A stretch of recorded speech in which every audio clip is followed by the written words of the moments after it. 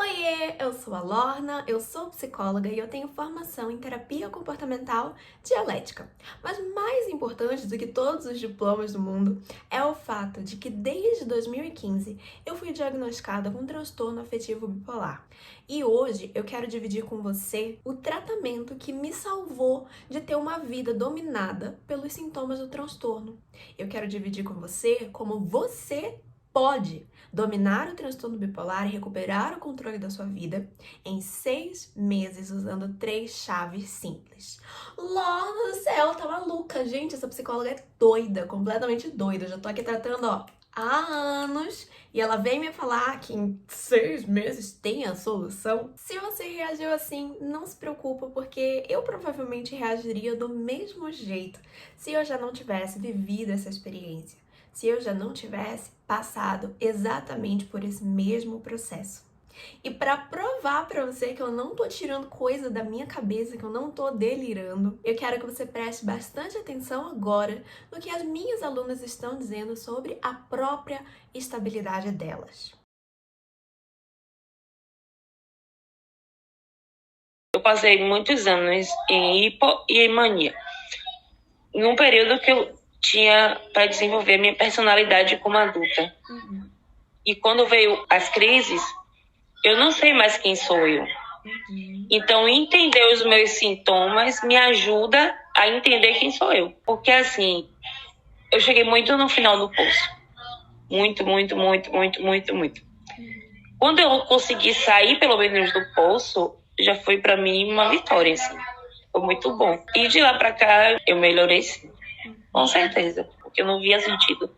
Eu tratar, fazer tudo certo, fazer tudo certo e não ter resultado. A melhor parte até agora foi, acho que foi até no primeiro dia, foi muito bom.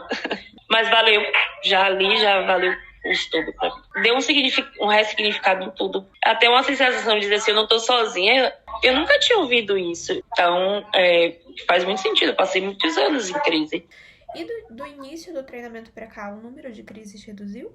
Reduziu bastante. Tô mais ativa,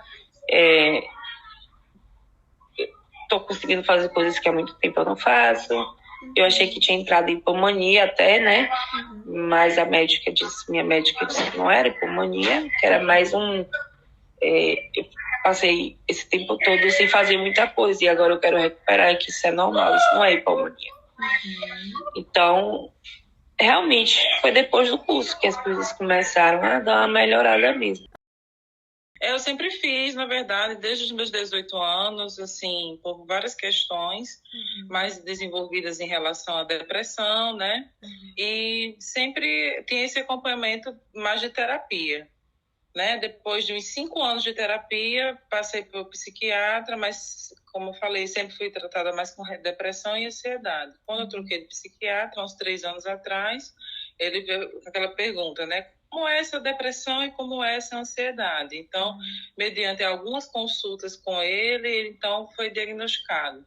Ele me passou e teve também um evento no qual ele passou uma medicação, que eu tive uma virada maníaca, e ele constatou, né, que era aquilo mesmo. Com as questões que você vai colocando, a gente realmente vê as possibilidades que a gente tem na vida e não apenas as opções que são dadas em outras terapias, tipo, faça isso, faça aquilo outro para ver se dá certo. A gente vê que o treinamento, como é mais focado, né? Então a gente vê que aquilo que você passa realmente pode funcionar focado para a gente mesmo, né? Para as pessoas que têm esse problema. Em relação ao humor, eu senti mais mais leve, digamos assim, eu me senti mais alegre mesmo. Não vi as coisas com tanto peso, como eu vi as questões assim, com desesperança. Então, a partir desse momento, assim, desse momento para cá, eu vi que as coisas podem ser mais leves e tal, e eu posso transitar melhor nas coisas e sorrir, né, melhor, sorrir até das minhas coisas ruins e até mesmo quando tiver em situações que eu, tensas do dia a dia, né? Essas coisas do dia a dia, eu consegui até, encarar numa boa. Eu fiquei muito mal, eu fiquei muito irritada, eu senti assim, eu vou explodir, eu vou ficar irritada, eu vou fazer tudo que eu sempre faço e vai dar merda. Aí eu só abaixei minha cabeça e comecei a pensar. E aí eu consegui, eu chamei o meu marido e falei, olha só, eu vou surtar, eu não estou bem, eu tenho que conversar sobre isso pra tirar isso de mim, pra aceitar que isso tá acontecendo. E aí passou, assim. Aí eu consegui me livrar. Diferente só ouvir falar e você de fato ir lá e fazer. Sim, porque a DBT, pra mim, ela é maravilhosa. Apesar de eu ter a minha terapia, eu continuo fazendo, eu tô no controle da situação.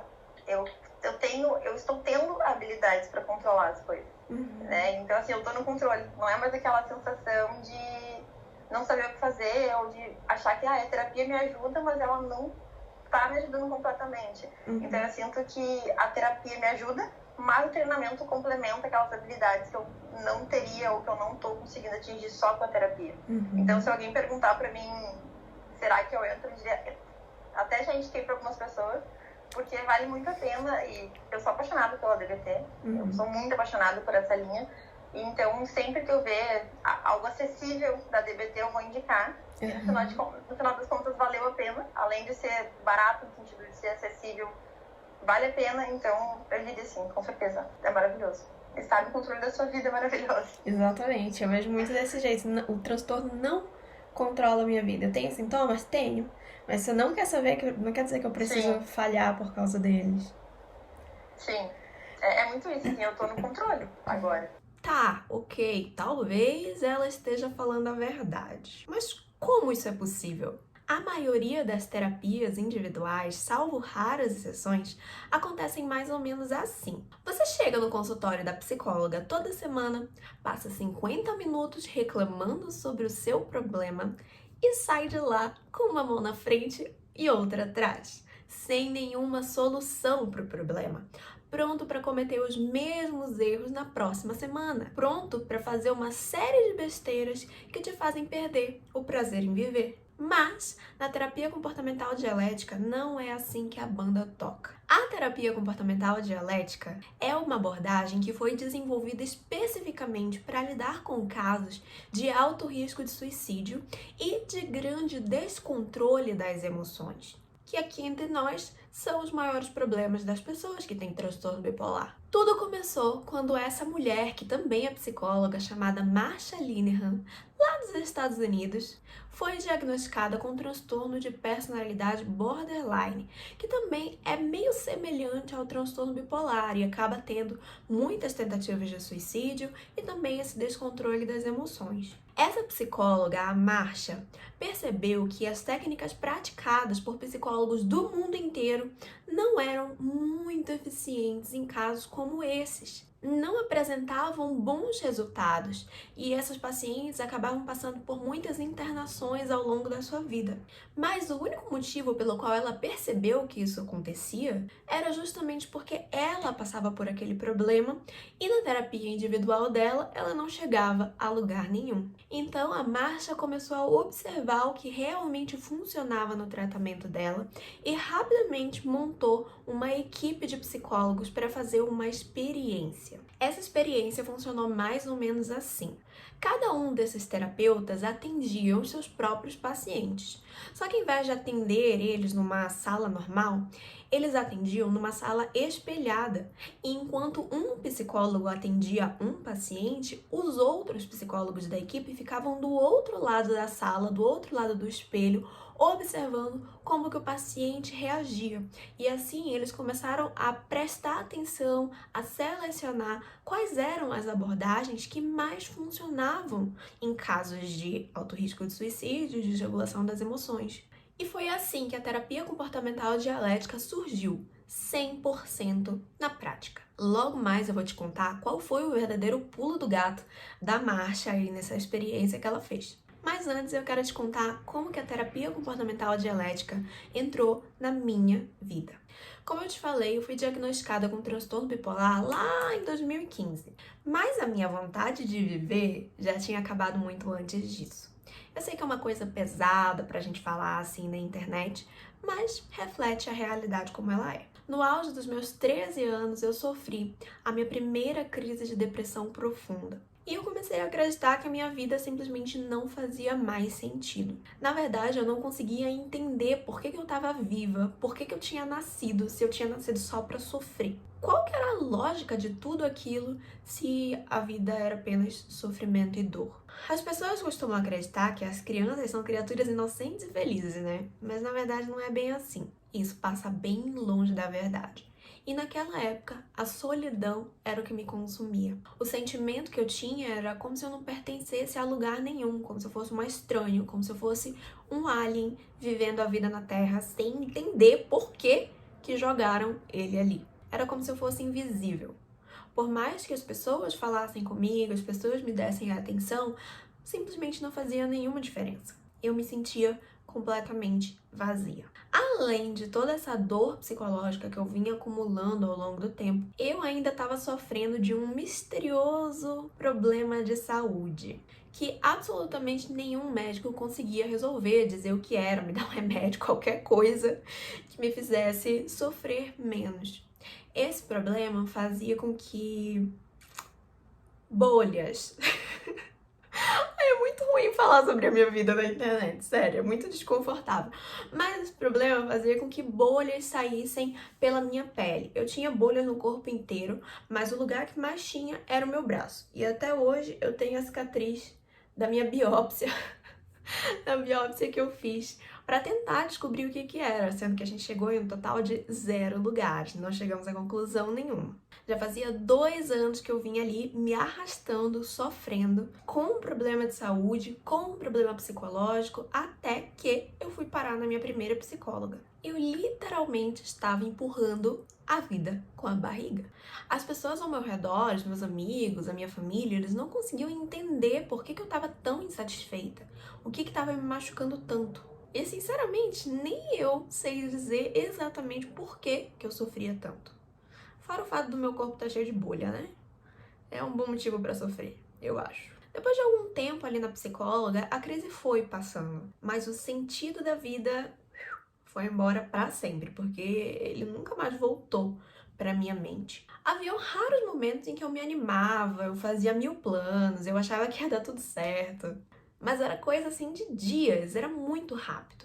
Nesses dias em que eu me sentia bem, as minhas amigas me chamavam de Lola e eu dizia que eu era uma Lola inteira, eu não era meia Lola. Nos outros dias em que eu não me sentia dessa forma, eu era só metade de mim. E se a gente parar pra observar hoje, parece pouco com transtorno bipolar, né? Mas naquela época eu não fazia a menor ideia e minha psicóloga também não me diagnosticou com nada. Hoje eu sei que entre 2008 e 2015 eu entrei e saí de vários episódios de hipomania e também de depressão. Mas até então, nada tão grave quanto foi a primeira vez, lá em 2008, quando eu comecei a ficar doente. O problema é que, apesar dessas crises não serem tão graves, aquela primeira crise me tirou do eixo de uma forma tão terrível que, por mais que eu me sentisse um pouco melhor, eu nunca mais voltei a ser como eu era antes. Em 2013 veio ela, a minha segunda crise de depressão severa. Nessa fase eu fiquei quase um ano inteiro de cama. As únicas coisas que eu conseguia fazer era o básico do básico. Eu me alimentava, eu tomava banho e jogava o joguinho da Frozen. Eu jogava o joguinho da Frozen o dia inteiro. Se você nunca jogou, é tipo um Candy Crush. E essa era basicamente a minha rotina. Vale ressaltar aqui, quando eu digo que eu me alimentava, não era de comida sólida não, tá? Era no negocinho ali, batido no liquidificador que minha mãe fazia. Porque nem pra mastigar tava rolando muito bem. Eu realmente fiquei muito mal. E um ano depois, minha mãe resolveu me levar no psiquiatra pela primeira vez. Se você tá pensando que nesse momento a minha vida entrou no eixo, deu tudo certo, ficou tudo ótimo, você está redondamente enganado, porque a ladeira, ela só ia pra baixo.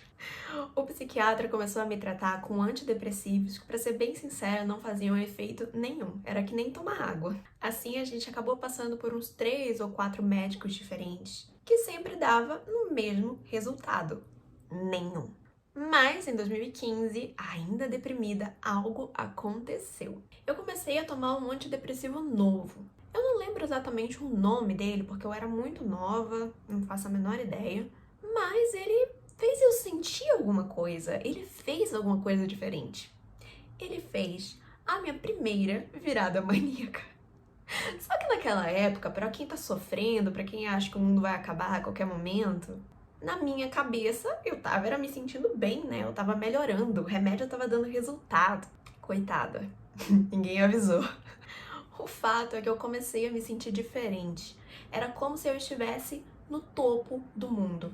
Como se eu fosse a pessoa mais poderosa da Terra. Como se ninguém pudesse me impedir se eu decidisse fazer alguma coisa. Hoje eu digo que, apesar de eu nunca ter usado cocaína ou nenhum outro tipo de droga, além daquelas que a gente compra na farmácia, pra mim é como se durante a mania o meu cérebro estivesse produzindo cocaína sozinho. E tem gente que já usou e concorda. Lógico que naquela época eu fiquei muito feliz, na verdade, né? Alguma coisa estava funcionando, alguma coisa estava dando certo. Mas um belo dia, em junho de 2015, eu fui informada de que, na verdade, eu estava piorando. Eu fui fazer uma consulta com um médico que consultava minha família inteira. Não sei se você sabe, mas eu venho de uma cidade muito pequena, então sabe como é, né? Um médico para cada 1000 habitantes. E eu fui lá no cara, super tranquila, me sentindo super bem, falando que eu estava me sentindo muito bem. Era uma consulta de rotina. Só que aí papo vai, papo vem, e eu acabei falando para ele que naquele dia de manhã eu tinha feito uma compra de R$2.000 na Marisa. Gente, em 2015, R$2.000 era dinheiro. Muito dinheiro. E as coisas na Marisa eram muito baratinhas, então vocês imaginam a quantidade de coisa que eu trouxe pra casa, né? Na hora, ele disse, opa, tem alguma coisa estranha acontecendo aqui. Ele ficou muito espantado e começou a me fazer umas perguntas que pra mim pareciam aleatórias. Parecia que ele tava jogando conversa fora comigo mesmo. Mas no final dessa conversa, ele me soltou uma bomba. Lorna, acho que você tem transtorno bipolar. Aqui nessa parte da história tem uma coisa bem importante da gente ressaltar. Esse médico consultava a minha família inteira e a minha consulta foi em junho, mas ali no começo do ano, lá para fevereiro, março, ele tinha consultado meu tio e também tinha diagnosticado ele com um transtorno bipolar. Cada vez mais a gente tem evidências de uma transmissão genética do transtorno. Ou seja, se alguém na sua família tem, é uma coisa que o seu psiquiatra deve ficar de olho. Só que esse meu tio, quando recebeu o diagnóstico, ele guardou segredo de todo mundo. Ninguém sabia que ele tinha aquele problema. Então eu não tinha como informar para os outros psiquiatras que eu tinha um caso na família, porque eu simplesmente não sabia. Mas esse clínico geral, que consultava todo mundo, sabia. E foi por isso que ele desconfiou do meu comportamento. Se algum outro médico soubesse dessa informação e tivesse percebido que eu estava respondendo muito mal aos antidepressivos, talvez eu tivesse sido diagnosticada mais cedo. Por isso eu quero ressaltar que é bem importante que você entregue todas as informações que você tem para o seu médico. Não fique guardando o segredo, porque isso pode fazer toda a diferença no andamento do seu tratamento. Olha aí quantos anos da minha vida eu poderia ter economizado. Pelo menos 6 meses. Isso é muito para quem quer morrer. Viver 6 meses é muito difícil para quem quer morrer. Mas enfim, recado tá dado. O meu mundo poderia ter mudado nesse dia. Mas a verdade é que aquela informação entrou por um ouvido e saiu pelo outro. Porque eu não entendia o que era transtorno bipolar e eu também não me dei ao trabalho de pesquisar. Naquela época, a informação não era tão acessível quanto ela é hoje. Hoje a gente tem uma gama gigantesca de produtores de conteúdo compartilhando informação científica em linguagem acessível.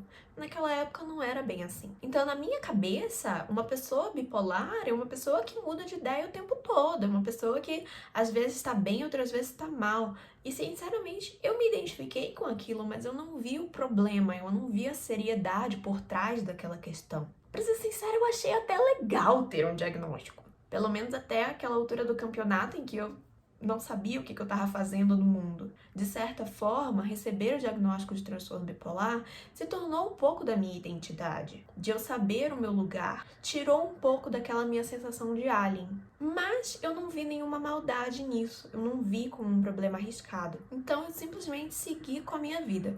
Naquela época, o médico me passou uma outra medicação que fez muito mais mal do que bem, porque de repente eu não conseguia mais dirigir sozinha, eu morava numa casa de altos e baixos Eu não conseguia mais descer a escada sozinha porque eu me sentia muito tonta, eu me sentia muito enjoada, eu não conseguia mais ir pro trabalho. Sim, naquela época eu estava trabalhando porque eu tinha melhorado da depressão, lembra? Que eu tive uma virada maníaca?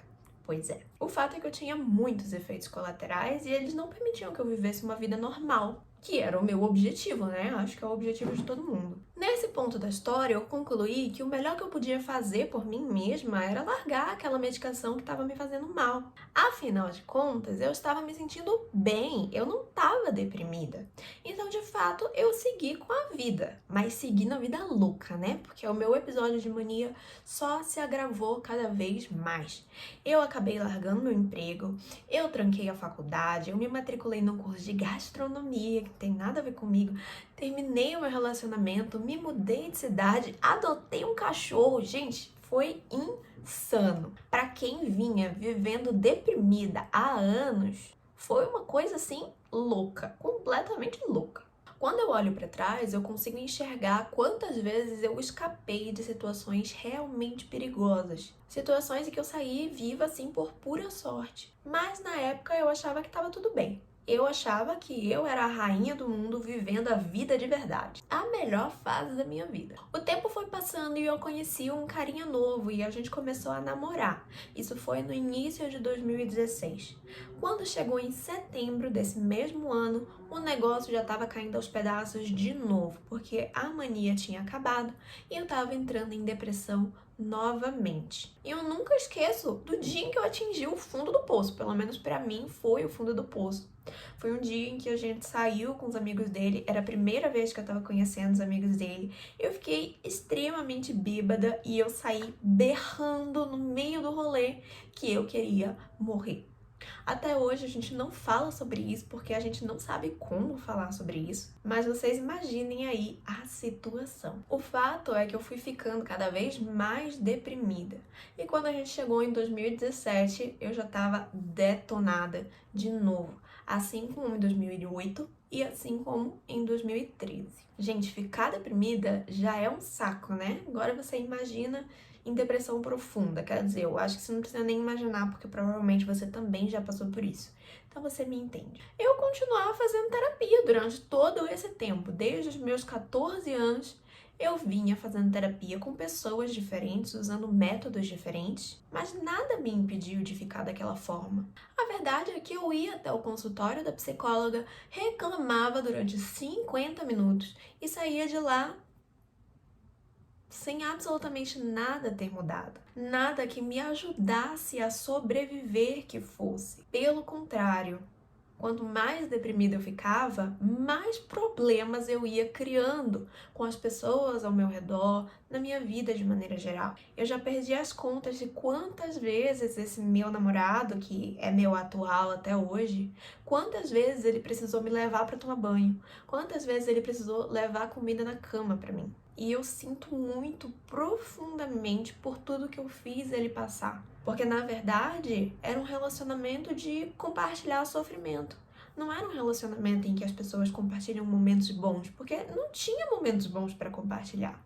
A depressão e todos os surtos de irritabilidade que são clássicos do transtorno bipolar me tornavam uma pessoa extremamente tóxica para ele. E foi a partir daí que a gente começou a terminar e voltar várias vezes. Na época, eu já estava fazendo psicologia, só que eu mal ia para aula. Até que um dia, por coincidência, eu decidi ir, aleatoriamente, e lá eu conheci a mulher que mudou a minha vida. Estava eu sentada tranquilamente, quando de repente a professora entra e fala assim: gente, se meu telefone tocar, eu vou precisar sair, porque eu tenho uma paciente de alto risco e eu preciso atender ela caso ela tenha uma crise. E aí, ok, tudo bem. Só que o telefone dela realmente tocou. E ela foi lá fora atender, passou 5 minutos e voltou. E eu olhei e disse: meu Deus, que bruxaria que essa mulher fez. Porque se eu estivesse tentando morrer, não era ninguém em 5 minutos pelo telefone que ia me impedir. Então eu fiquei muito curiosa pelo que ela tinha feito. Eu fiquei pasma. E quando chegou no final da aula, eu fui lá perguntar, toda cheia da cara de pau. E ela me respondeu o seguinte: a terapia comportamental dialética tem protocolos e o protocolo anti-suicídio é um deles e ela simplesmente funciona. Não tem papo furado, é um negócio direto e reto. E eu fiquei lá, né, com a cara do emoji de palhaço, assim, tipo, ok. Cheguei em casa, fui pesquisar o que era terapia comportamental dialética. E a verdade é que eu não encontrei nada. Absolutamente nada. E de novo, assim como na história do transtorno bipolar, né, que eu não consegui nenhuma informação, nada mudou. Pelo menos não naquele momento. Mas vocês sabem que por mais que eu não frequentasse as aulas na faculdade, um universitário precisa de horas complementares. E eu sabia que eu podia dar um jeito nas minhas faltas de alguma forma. Pra ser sincera, nem sei como eu fiz isso, mas que eu não conseguiria fabricar horas complementares, isso não era possível. Então eu resolvi ir num congresso de farmacologia. E lá, uma das palestrantes era a mulher que se tornou a minha psiquiatra no futuro. Foi naquela palestra que a minha ficha caiu. E o meu mundo caiu junto, né? Porque foi ali que eu entendi o que significava ter transtorno bipolar. Eu vi que não era uma bobagem, que era um problema realmente sério. E que se eu não me cuidasse, não só eu teria a minha expectativa de vida reduzida em 10 anos, como também os meus neurônios estavam morrendo. Gente, eu surtei. Eu surtei com essa informação. Porque durante todo esse tempo, tem uma coisa que eu prezava em mim mesma, que eu sabia que era bom, que eu sabia que era legal, que era uma qualidade, era a minha inteligência. E a partir do momento em que ela falou que eu poderia começar a ter problema, não eu no caso, né? Ela tava falando das pessoas bipolares em geral, era uma palestra.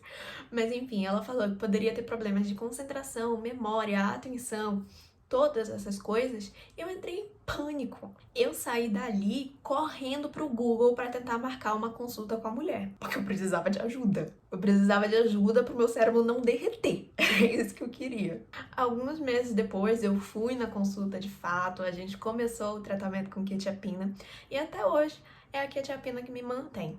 Durante esse período, eu já tive outras depressões, mas não tão profundas quanto aquela. Já associei outros medicamentos, já fiz uso de outros medicamentos junto da quetiapina, mas a moral da história é que a quetiapina se tornou a minha fiel companheira, o verdadeiro amor da minha vida. Ela me dava uma coisa que ninguém nunca me deu antes.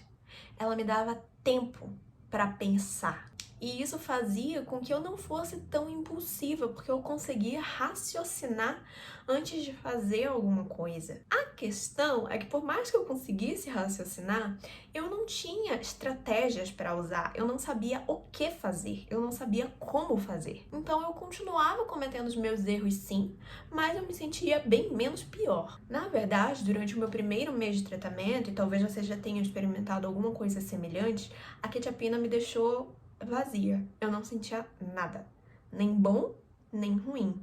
E pra mim, naquele momento, isso foi algo extremamente positivo, porque eu consegui ter uma folga para respirar. Conforme o tempo foi passando, esse efeito do vazio emocional, ele também foi embora. Mas o tempo para pensar, ele continuou. Ele ficou lá. E ele tá aqui até hoje. A questão era o que fazer com este tempo. Nessa mesma época, aquela professora minha, que era a encantadora de pacientes, ela resolveu abrir o próprio curso de formação em terapia comportamental dialética. E foi aí que finalmente o meu jogo mudou. Eu vim a minha vida inteira assim, né? Descendo uma ladeira. Com a quetiapina, foi como se eu estivesse andando reto, não descendo, nem subindo, nem em canto nenhum. E a partir do momento em que eu conheci a terapia comportamental dialética, eu consegui voltar a subir. Eu consegui reconquistar uma vida que fizesse sentido.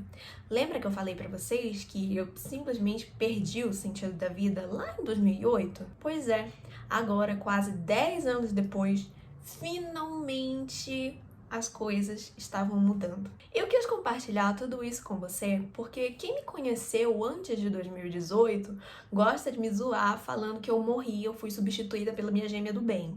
Esse é o nível da situação. Não foi fácil me livrar da minha fama de maluca. Porque vocês imaginam, gente, a pessoa que vai no meio do rolê e começa a berrar que quer morrer, fica com fama mesmo. Foi difícil me livrar do estigma da psicofobia. Mas hoje eu tenho uma vida completamente normal. Eu tenho meu trabalho, eu me sustento, não dependo de ninguém. Moro com meu namorado, tenho um relacionamento extremamente saudável, tenho bons amigos e o mais importante de tudo é que eu tô no controle da minha vida. Eu não sou controlada por sintoma nenhum. Eu não dependo mais das minhas emoções e eu não vivo mais debaixo de uma sombra, de uma vida que não faz sentido. Eu não vou falar pra você que eu nunca mais tive dias ruins, porque isso aqui não é filme da Disney, né? Não viveram felizes pra sempre. Mas todo mundo tem dias ruins, faz parte da vida. O que não faz parte da vida é você ter que depender de alguém pra te alimentar, para te dar banho, porque você não consegue sair da cama. O que não faz parte da vida é você ter que pensar em morrer porque você não sabe como resolver os seus problemas. A única solução que você enxerga é a morte. O que não faz parte da vida é você ter surtos e crises no meio do trabalho, dia sim, dia não. Ou pior, passar vergonha na frente dos amigos do boy que você tá conhecendo pela primeira vez. E olha que meu namorado é guerreiro, hein? Porque se fosse eu, talvez tinha ficado com a surtada, não. O que não deve fazer parte da vida de absolutamente ninguém é ter as pessoas te olhando, te julgando e dizendo que você é um caso perdido. Porque você não é. E não existe nada pior do que ser vista como um caso perdido. Isso é cruel. Se eu tô te falando isso, é porque eu realmente me importo. É porque eu acredito que você não é o seu transtorno. Porque eu sei que você tem uma personalidade única. E talvez até hoje ninguém tenha percebido ou valorizado quem você é, além dos sintomas do transtorno bipolar. Da forma como você realmente merece. É possível ter uma vida normal, mesmo com os sintomas do transtorno, se você se permitir dominar eles. O transtorno bipolar não precisa ser uma condenação na sua vida, assim como ele não foi na minha. Agora me diz, como é que as pessoas normalmente tentam dominar o transtorno bipolar? Tomando a medicação e fazendo terapia. E é claro que essas duas coisas super fazem parte de um tratamento de sucesso. Porém, a medicação não é uma pílula mágica que vai te transformar numa santa imaculada sem defeitos. E a terapia é uma ferramenta maravilhosa para você trabalhar suas questões pessoais, mas é uma ferramenta de longo prazo. E a verdade é que pessoas como nós, com transtorno bipolar, que correm risco de suicídio, não somos pessoas que temos tempo a perder. Quanto mais tempo a gente perde sem ter resultados imediatos de curto prazo, maiores são as chances da gente simplesmente acabar mortos. Seja porque a gente se enfia em situações de risco sem nem perceber o que está acontecendo, por conta da impulsividade, ou seja porque as nossas atitudes têm consequências que às vezes não podem ser desfeitas, não tem como voltar atrás. O que alimenta a nossa ideação suicida. Enquanto 95% das terapias normais, convencionais, são pautadas pela descoberta guiada, em que o terapeuta tem um papel passivo em relação ao paciente, ele não dá respostas, ele não dá soluções, na terapia comportamental dialética a gente não foca no problema, a gente foca na solução. E é por isso que ela é tão eficaz. Dessa forma, a gente tem uma infinidade de estratégias baseadas na aceitação, na consciência da necessidade de mudança. Em outras palavras, eu não estou falando que a terapia individual, convencional, não funciona. É claro que ela funciona, ela é feita de ciência, né? E para ser ciência tem que ter evidências de que funciona. O problema é que às vezes ela leva meses, anos, e a gente não tem todo esse tempo para dar. Às vezes, a gente vai precisar de um método mais eficiente que acelere os resultados dessa terapia. Ai, não sei, será que eu consigo dominar o transtorno bipolar sem essa tal de terapia comportamental dialética? Lógico que você consegue. Milhares de pessoas já fizeram isso antes e milhares de pessoas vão fazer isso depois de você. Até porque aqui no Brasil essa abordagem ainda é muito pouco praticada, porque ela é muito nova. Ou seja, a maioria da população não tem acesso a isso mesmo. E essas pessoas realmente precisam se virar sem isso. Mas é como eu te falei, se você tiver todo o tempo do mundo para investir aí no seu tratamento, investir em pesquisa, em aprendizado de como dominar o transtorno bipolar, vá em frente, seja meu convidado. Não tenho dúvida nenhuma de que isso pode acontecer, realmente pode. Agora, se você, assim como eu, tá no seu limite e não tem mais nem tempo nem energia para perder, aí, amigo, eu tô aqui para te oferecer uma oportunidade única de pegar esse atalho comigo. E a terapia comportamental dialética vai substituir a minha terapia normal? Não necessariamente. A terapia comportamental dialética vai acelerar e ampliar os resultados da sua terapia individual. Porque aqui a gente não vai falar dos seus problemas, dos seus traumas, das coisas que você viveu em 1994. A gente vai resolver eles, a gente vai falar sobre soluções. E se você sente que na sua terapia individual você não recebe soluções diretas, a terapia comportamental dialética é para você. Eu poderia ficar aqui falando e falando a noite toda, mas como uma boa psicóloga eu sei que quando a gente recebe uma informação muito nova, a gente leva um tempinho para digerir ela. E é esse o tempo que eu quero te dar agora. Nessa aula eu expliquei o que é a terapia comportamental dialética, como que ela nasceu e como que ela mudou completamente o rumo do meu tratamento e garantiu que eu dominasse o transtorno bipolar, que eu não fosse escrava dos meus sintomas, que eu retomasse o controle da minha própria vida a ponto das pessoas me zoarem dizendo que eu morri e a minha gêmea boa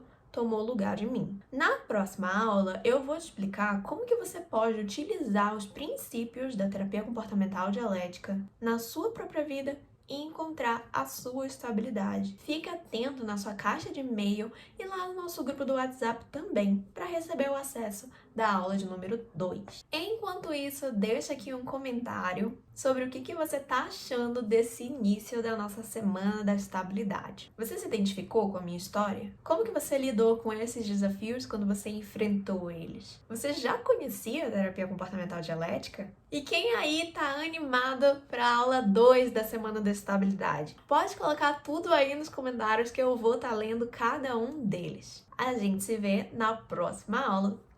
Tchau!